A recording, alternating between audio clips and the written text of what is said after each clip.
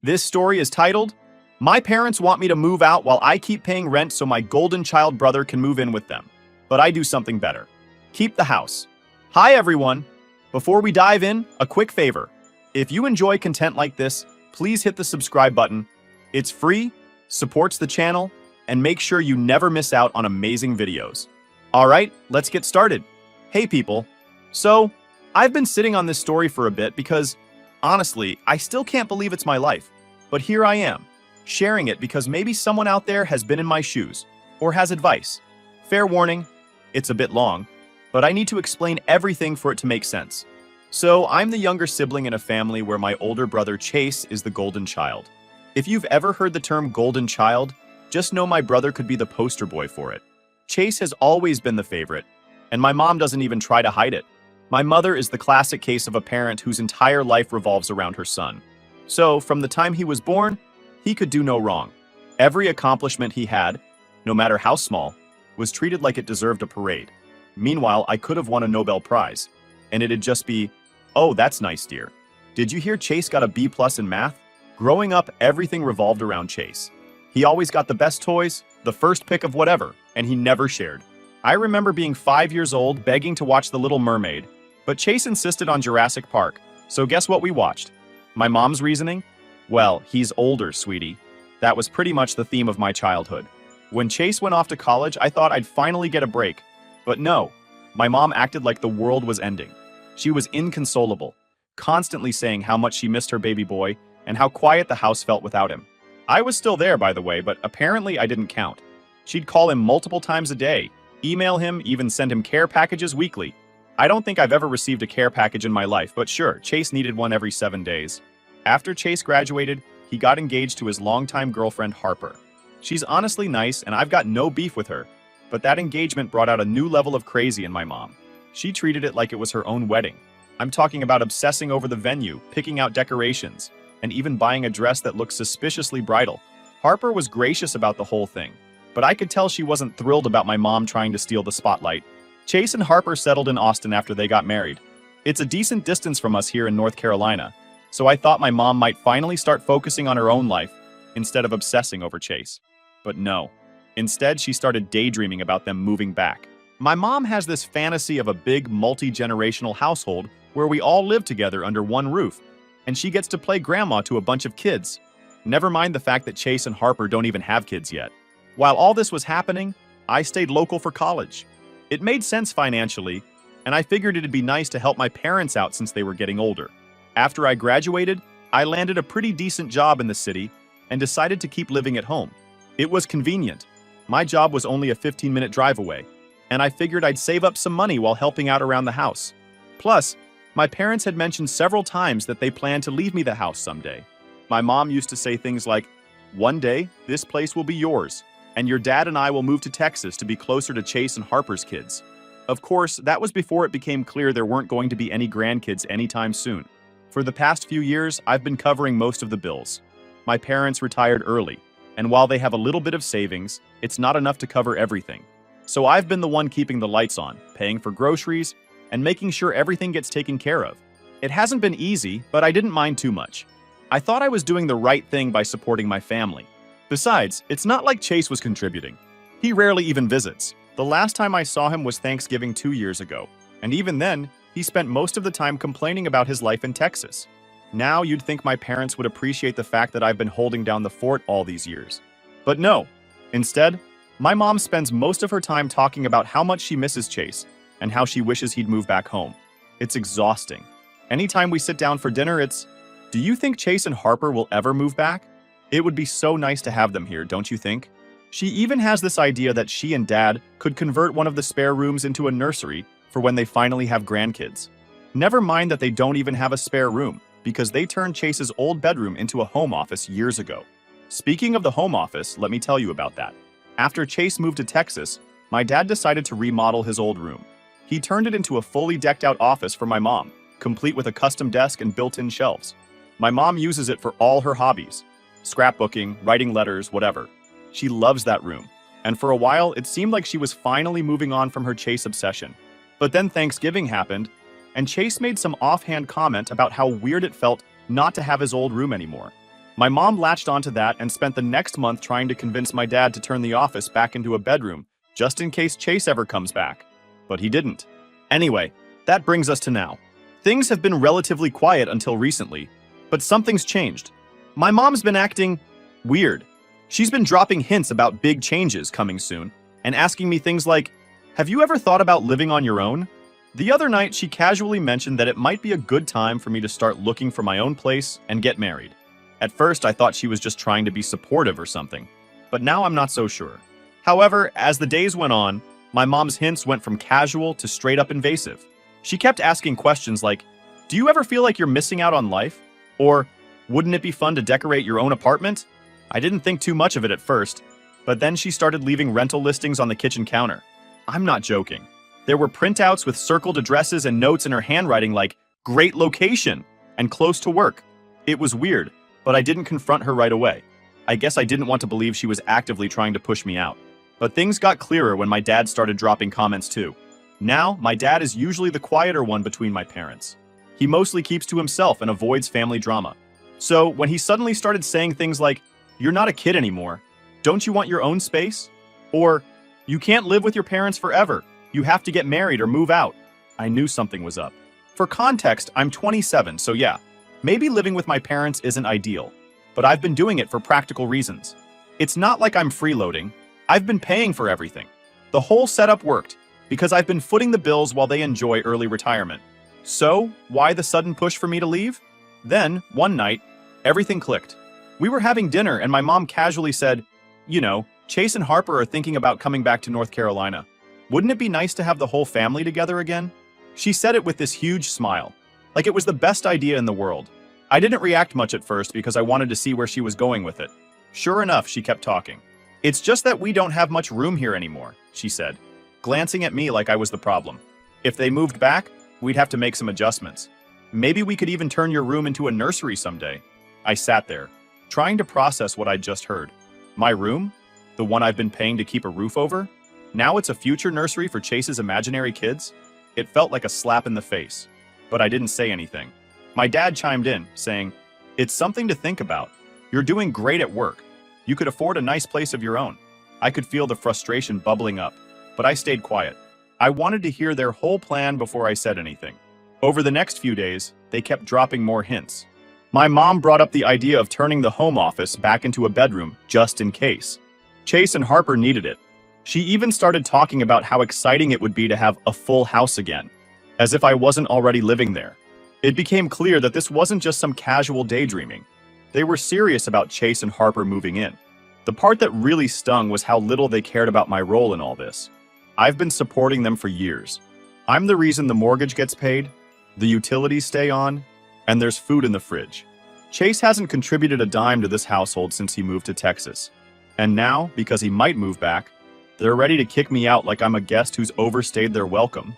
It's not just about the money either. It's the way they talk about Chase like he's the second coming of Christ. My mom keeps going on about how hard it must be for him to be so far from family. "He's always been such a family-oriented person," she said the other day, as if the man didn't willingly move to another state and barely call home. Meanwhile, I've been here the whole time, doing everything I can to help them, and it's like none of that matters. What really got me was when I overheard my mom on the phone with one of her friends. I wasn't trying to eavesdrop, but she was talking loud enough for the whole neighborhood to hear. She was going on about how perfect it would be if Chase moved back, and how she couldn't wait to have Harper around to help out with the cooking. I didn't hear her mention me once. Not my name, not my contributions, nothing. It was like I didn't even exist in her vision of the future. The next day, my mom sat me down for what she called a family discussion. My dad was there too, but as usual, he just let her do most of the talking. She started by saying how proud they were of me and how much they appreciated everything I've done for them. It sounded nice at first, but then she pivoted to the real topic, Chase and Harper. "We've been talking about how to make this house work for everyone," she said, "and we think it might be time for you to spread your wings." I asked her what she meant, even though I already knew. "Well," she said, "with Chase and Harper coming back, it'll be a little crowded. But we think it's a good opportunity for you to find your own place and start living independently." She said it like it was some great gift they were giving me, as if pushing me out of the house I've been paying for was doing me a favor. I stayed calm and asked what they planned to do about the bills. My mom smiled and said, "Oh, we were hoping you could keep contributing for a while, just until Chase and Harper get settled." Yeah, because it made perfect sense. They wanted me to move out, but still pay the bills so Chase and Harper could live rent-free? I don't even know if Chase has agreed to move back yet, but they're already rolling out the red carpet for him. At this point, it was hard to keep my emotions in check. I asked why Chase couldn't just get a place nearby if he really wanted to come back. My mom sighed and said, "It's not that simple. They're going through a lot right now, and they need family support. You wouldn't understand. You've always been so independent." She said it like it was a bad thing, like my independence was some kind of character flaw. The conversation ended with my mom asking me to think about it and let them know what I decide. I didn't say much. I was too angry to trust myself to respond without blowing up. Afterward, I went to my room and started pacing, trying to figure out what to do. I've never felt so hurt and unappreciated in my life. It's like everything I've done for them means nothing compared to the chance to have Chase back under their roof. Ever since that conversation, I kept going back and forth between being hurt and furious. It was hard to focus on anything else. Every time I looked around the house, I kept thinking about how much of it I'd kept running. The fridge was stocked because of me. The power stayed on because of me. The Wi-Fi they used to binge-watch shows all day? But apparently, none of that mattered, because the golden child might be coming back. For the next week, things at home were weird. My parents were clearly waiting for my decision, but I wasn't ready to give them an answer yet. They kept acting like nothing was wrong, which made it worse. My mom was humming while making dinner, asking me how work was going, like she hadn't just asked me to uproot my life for Chase. My dad avoided me for the most part, which was typical of him when things got tense. Meanwhile, I started quietly preparing for what I knew I needed to do. I tried to figure out my options. I knew I couldn't keep living in a house where I was treated like an afterthought. Even if I stayed, the dynamic would never change, and I'd just be prolonging the inevitable. So I started looking for apartments. It wasn't easy because most places near my job were either outrageously expensive or came with reviews that sounded like horror stories. But I eventually found a small place that was reasonably priced and close enough to work that I could walk.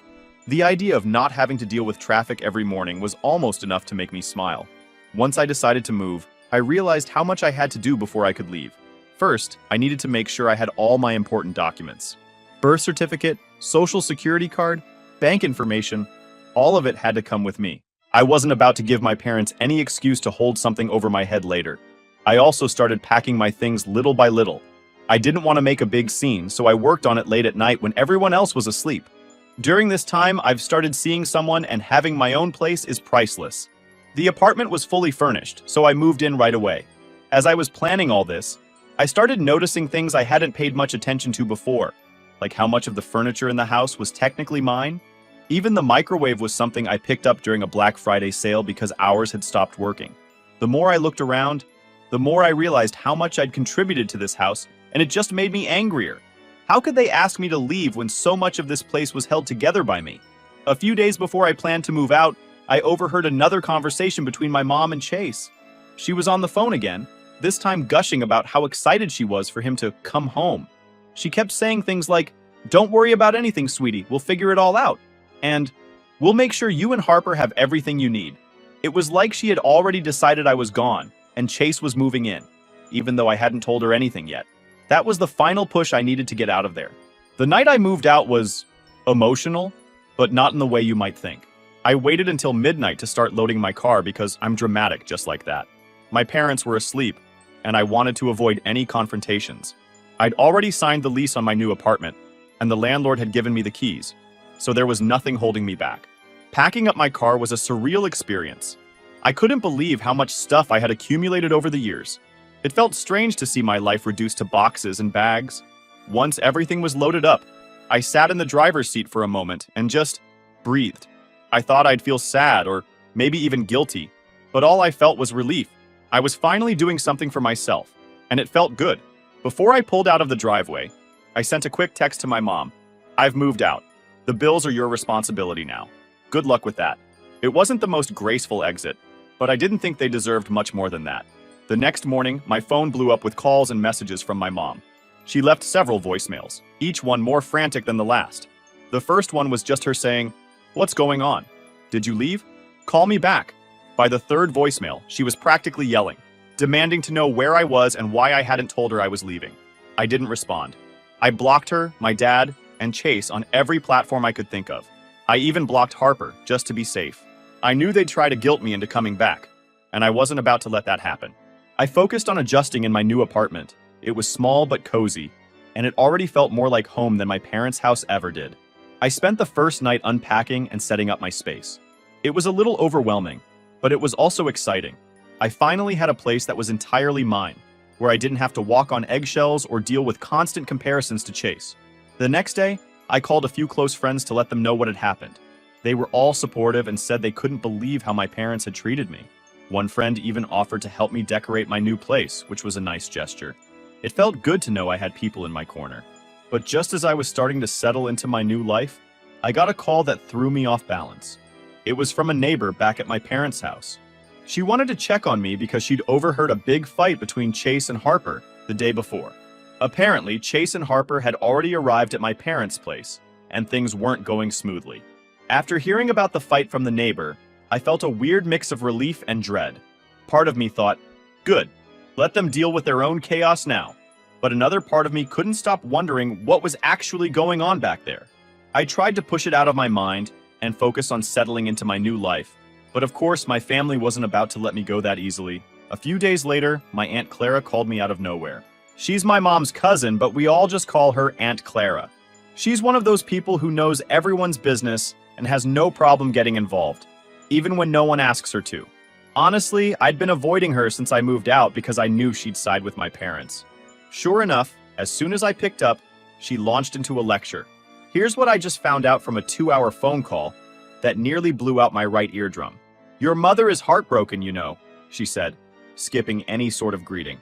She's been crying nonstop since you left. How could you do this to her? To them? I took a deep breath and said, Clara, I didn't do anything to them. I just moved out. They're adults. They can handle it. She scoffed. Moved out? You abandoned them when they needed you most. Do you even know what's happening over there? I rolled my eyes, but something in her tone caught my attention. What are you talking about? I asked. There was a pause before she said, the house.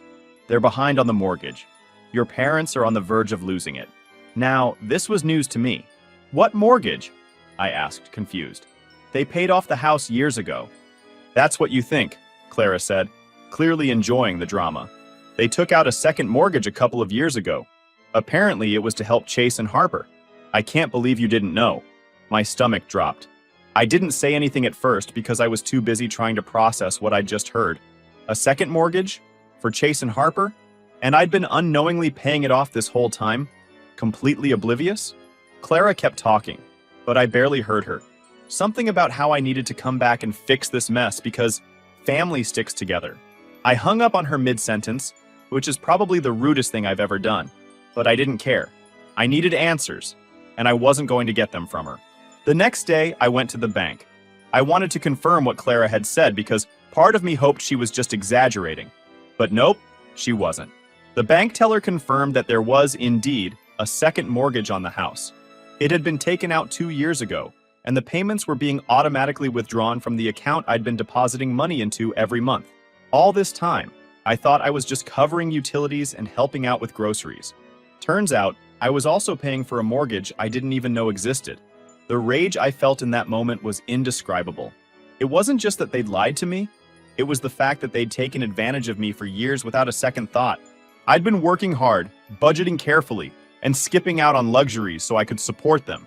And they used that money to bail out Chase and Harper. It was like every bad feeling I'd ever had about being second to Chase was suddenly validated in the worst way possible. I went home that night and just sat in my apartment. All I could think about was how stupid I'd been to trust them. I kept replaying every conversation we'd had about money, wondering how I didn't see the signs. My mom always made these offhand comments about how tight things were, but then insisted everything was fine whenever I offered to help more.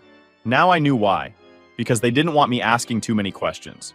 The worst part was realizing how much they must have given to Chase and Harper.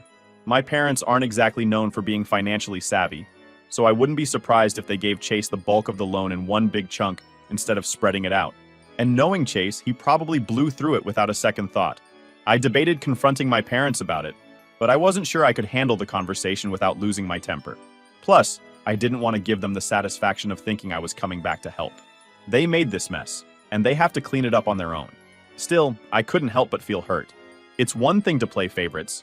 It's another thing entirely to lie to your kid and use their money to cover your mistakes. Over the next few days, I started getting more calls from family members. Clara must have told everyone because suddenly, I was the villain of the story. My uncle left me a voicemail saying I needed to step up and do the right thing. Another cousin texted me, calling me selfish for abandoning my parents when they were struggling, and that I left them on the verge of homelessness with nothing in their pockets. It was like they were all reading from the same script.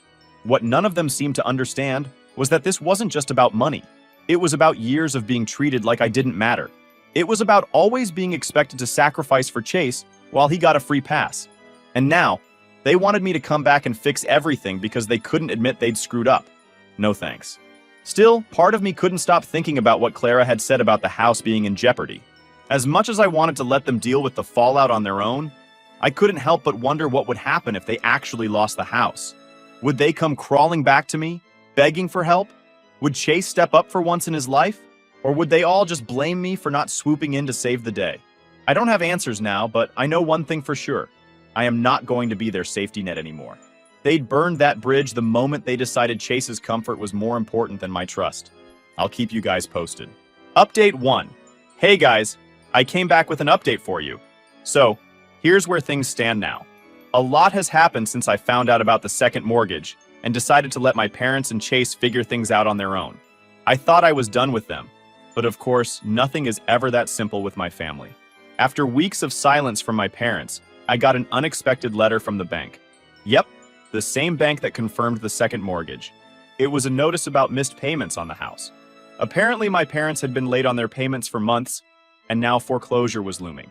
The letter was addressed to me because, surprise, I was still listed as the primary contributor on their account. I don't know if it was laziness or some messed up manipulation tactic, but they never bothered to remove me after I moved out. I was furious. It wasn't enough that they'd lied to me and used my money to bail out Chase. They also dragged me into their financial disaster. I called the bank to clarify that I was no longer involved, but since the payments were coming from my account for so long, I was technically tied to the mortgage. The representative kindly explained that my parents could lose the house unless the overdue payments were covered immediately. She even asked if I'd like to make a payment right then. I almost laughed at the audacity. At first, I told myself I wasn't going to do anything. Let the house go. Let them all figure out where to live. But as much as I wanted to let it all burn, there was a part of me that couldn't let go of the house that was promised to be mine. I grew up there. I'd put so much money into it, not to mention memories. And let's be real. If my parents lost the house, they'd just show up at my doorstep, guilt-tripping me into taking them in. Chase would probably bring Harper along for the ride too. No way was I signing up for that nightmare. So, after a lot of thinking and venting to a few friends, I came up with a plan. If I was going to get involved, it would be on my terms. I wasn't about to bail them out without something to show for it. If they wanted to keep the house, it was going to be mine. The next day, I went back to the bank to figure out my options. Turns out buying the house outright was possible, but it would require my parents to transfer the title to me. Basically, I'd become their landlord. The idea was both satisfying and a little scary, but I knew it was the best way to protect myself. If they couldn't handle the responsibility, I'd take it out of their hands. Armed with this plan, I went back to my parents' house for the first time since I left. The atmosphere was tense as soon as I walked in. My mom tried to hug me, but I dodged her and went straight to the kitchen table, where Chase and Harper were sitting. Chase was scrolling through his phone like he didn't have a care in the world. Harper looked stressed, but she didn't say much. My dad was off to the side, pretending to read the newspaper. I laid it all out for them. I told them about the foreclosure notice, the missed payments, and how the bank had contacted me. My mom tried to interrupt with some excuse about how things have been tight, but I shut her down. I don't want to hear it, I said. You lied to me about the mortgage, used my money without telling me, and now you're expecting me to clean up your mess. Here's the deal. I'll save the house, but only if you sign it over to me. The room went silent. My dad was the first to speak. That's ridiculous, he said. This house is our legacy. You can't just take it from us. Your legacy? I shot back. You put this house at risk the moment you took out that second mortgage to help Chase. You've done nothing but take advantage of me, and now you're facing the consequences. Either sign it over or lose it. Chase finally looked up from his phone, glaring at me. You're seriously trying to steal the house? Wow, real classy. You always were jealous of me. I laughed in his face. Jealous? Of what?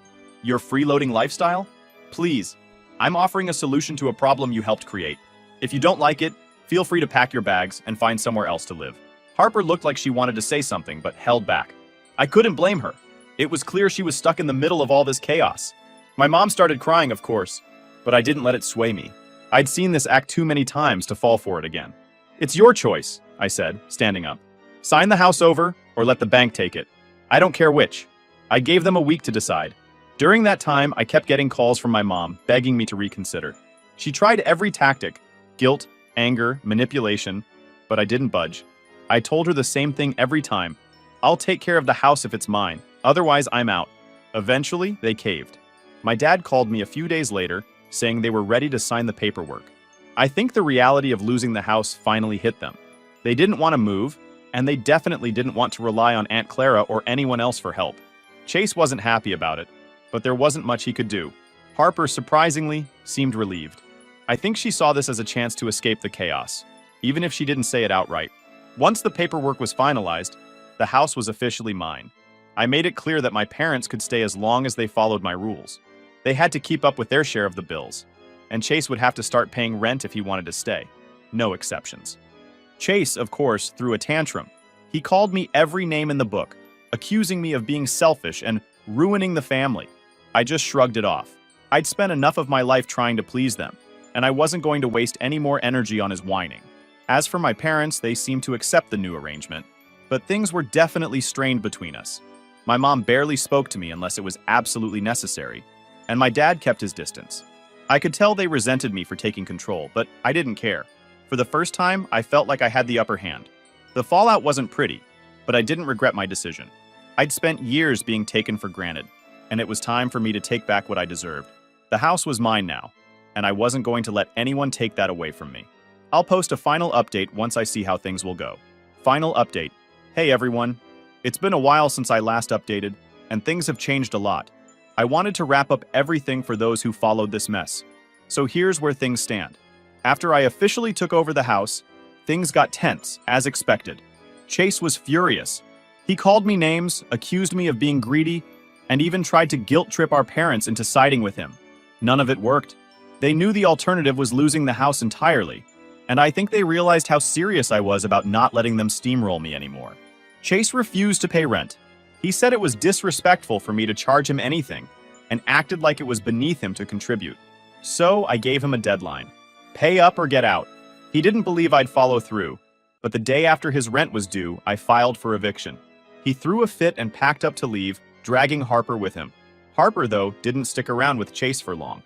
A few weeks later, I heard through a mutual acquaintance that she left him. She got a new job, found her own place, and seems to be doing well. I can't say I blame her. She was stuck in an impossible situation with him.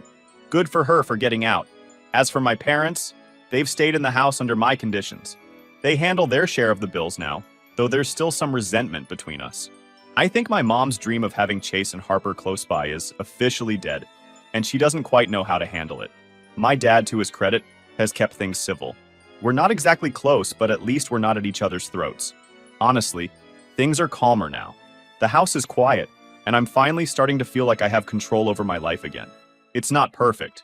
Family relationships rarely are, but I don't regret the decisions I made.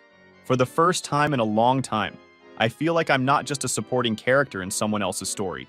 That's it for now. Thanks to everyone who gave advice and support along the way. It helped me more than I can say. Who knows? Maybe I'll be back someday with another update. But for now, I'm just focused on moving forward.